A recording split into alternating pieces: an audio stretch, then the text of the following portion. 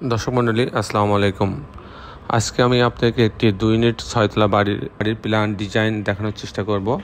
এই বাড়িটা হবে ঢাকা পূর্বাচলে। এই বাড়িটার ডিজাইনটা তৈরি করা হয়েছে ইকবাল হোসেন নামে এক ভদ্রলোকের জন্য। আমরা এই বাড়ির ডিজাইনটা তৈরি করেছি। আপনারা জানেন যে পূর্বাচলে রাজুকের 100% নিয়ম মেনে কাজ করা লাগে। তো সেক্ষেত্রে আপনি যতটুকু ফাঁড় ক্যালকুলেশন করে জায়গা পাবেন ঠিক ততটুকুর উপরে আপনি বাড়ি করতে পারবেন। এখানে কোনো ভেরিয়েশন করা কিংবা আপনি অতিরিক্ত কোনো জায়গা নেওয়ার কোনো স্কোপ থাকে না। তো দর্শক মণ্ডলী, আমরা ইকবাল হোসেন সাহেবও নিজেও চেয়েছিলেন যে উনি যতটুকু নিয়ম অনুযায়ী জায়গা পাবেন ঠিক ততটুকু জায়গার মধ্যেই উনি বাড়ি করবেন। তারই পরিপ্রেক্ষিতে উনি এই ডিজাইনটা আমাদের কাছে দিয়েছিলেন এবং আমাদের আর্কিটেক্ট এবং আমাদের পুরো টিম মিলায়ে এটা আর্কিটেকচারাল ড্রয়িং, এই 3D model, structural drawing, electrical drawing, plumbing drawing এগুলো সব তৈরি করছে। তো আপনি দেখেন যে যখন একটা বাড়ির ডিজাইন করা হয় তখন এতগুলো পেজ, আপনি এখানে দেখেন প্রায় 150 পেজের একটা বই নির্মাণ করা হয়েছে। এই পুরা জিনিসগুলোই কিন্তু আপনার আমরা যখন ডিজাইনটা যখন হস্তান্তর করি তখন আমরা এগুলো দিয়ে থাকি।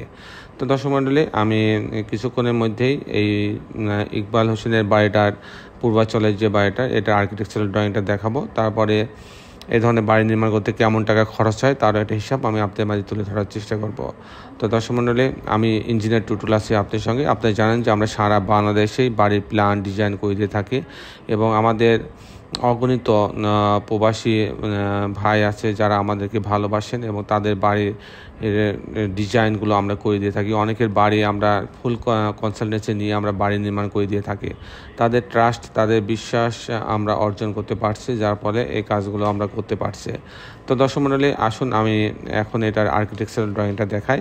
তার আগে এই বাড়িটা যদি আমি অন্য অ্যাঙ্গেল থেকে দেখি, ছাদটাকে দেখি, তাহলে কেমন দেখাবে সেটা আমি আপনাদের তুলে ধরার চেষ্টা করব। ছাদটা কিন্তু সবসময় আমরা ডেকোরেটেড করার চেষ্টা করি, যেমন ছাদে পর্যাপ্ত গাছ লাগানোর প্রভিশন রাখা হয়। এখানে কিছু সময় অতিবাহিত করার জন্য বসার জায়গা, খেলার জায়গা রাখা হয়। সব মিলাই কিন্তু আমরা ছাদটাকে সবসময় ডেকোরেটেড করার চেষ্টা করি। এই বাড়িটা তার ব্যতিক্রম হয় না, এটাও অনেক সুন্দর করা হয়েছে। এবং দেখেন সামনে যে বারান্দাটা পুরা কিন্তু মনে হচ্ছে একটা গাছের একটা বাড়ি, এরকমভাবে গাছটাকে কম্বিনেশন করে সাজানো হয়েছে। তো দর্শক মণ্ডলী, আসলে এটা রাখা হয়েছে আপনার গ্রিন জোন হিসাবে এটা রাখা হয়েছে। বারান্দাগুলো পাশে কিন্তু আলাদা আছে। যদি আমি আরেকটা ভিউ দেখি তাহলে সেটাতে আরও পরিষ্কার হবে। এটা কিন্তু জানালার সামনে এটা গ্রিনটাকে রাখা হয়েছে, আর এই বারান্দা কিন্তু আলাদা, দুই পাশে দুইটা বারান্দা আলাদা আছে। যাই হোক দর্শক মণ্ডলী, এখন আমি আর্কিটেকচারাল ড্রয়িংয়ে আপনাকে নিয়ে যাচ্ছি। আর্কিটেকচারাল ড্রয়িংটা দেখাবো। আর্কিটেকচারাল ড্রয়িংটা এরকম, আপনি গ্রাউন্ড ফ্লোরটা অর্ধেক গ্যারেজ রাখা হয়েছে, এখানে 6 তলা বাড়ি, একটা লিফট রাখা হয়েছে, সিঁড়ি রাখা হয়েছে এবং পিছন থেকে একটা ইউনিট রাখা হয়েছে 800 স্কোয়ার ফিটের। আর আমি টিপিক্যাল ফ্লোর প্ল্যানটা যখন দেখাবো তখন এরকম দুইটা ইউনিট এ এবং ইউনিট বি। লিফট থেকে যখন এই লিফটের লবিতে নামার পর ইউনিট এতে যখন আসবে তখন এই দরজায় ঢোকার পরে একটা ড্রয়িং রুম পাচ্ছে। ড্রয়িং রুমের সামনেই সেই গ্রিন জোনটা রাখা হয়েছে, ফুল হাইট জানালা দিয়ে লিভিং জোন রাখা হয়েছে।